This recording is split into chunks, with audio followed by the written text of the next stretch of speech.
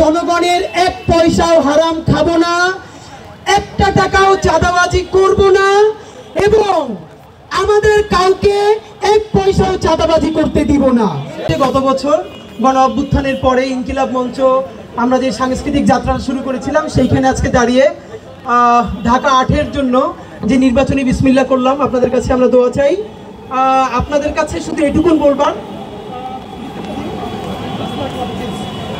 আপনাদের কাছে আমরা হয়তো যদি ইশতেহার বলতে চান ইশতেহার আমরা পরে বলবো।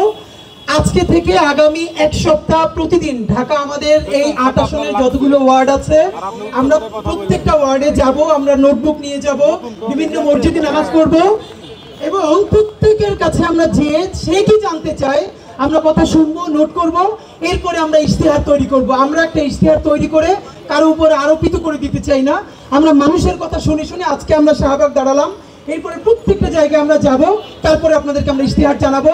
আপাতত বলে দিচ্ছি, আপনাদের সন্তান আপনাদের ভাই শরীফ ওসমান হাদিকে যদি আপনারা ইনশাআল্লাহ মনোনীত করে জাতীয় সংসদে পাঠান, আমি ওয়াদা করছি এক টাকাও জনগণের এক পয়সাও হারাম খাবো না, একটা টাকাও চাঁদাবাজি করব না এবং আমাদের কাউকে এক পয়সাও চাঁদাবাজি করতে দিব না।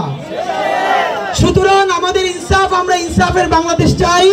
সেই ইনসাফের বাংলাদেশে যে গণহত্যা করে নাই, ক্রিমিনাল অফেন্স করে নাই, দলমত নির্বিশেষে সবাই আমাদের ভাই, আমাদের বন্ধু, সবাইকে নিয়ে আমরা একটা নতুন বাংলাদেশ গড়তে চাই এবং সেই নতুন বাংলাদেশ আমাদের নিজেদের মধ্য থেকে আমরা ওয়াদা দিচ্ছি একটা পয়সা হারাম আমি এবং আমার ভাই বন্ধুরা খাবে না, আমরা কাউকে খেতেও দিব না। আপনাদের শুধু একটা কাজ, আমাদের বিরুদ্ধে প্রশ্ন জারি রাখবেন, আপনারা আমাদেরকে প্রশ্ন করতে থাকবেন আর আমরা উত্তর দিতে থাকব।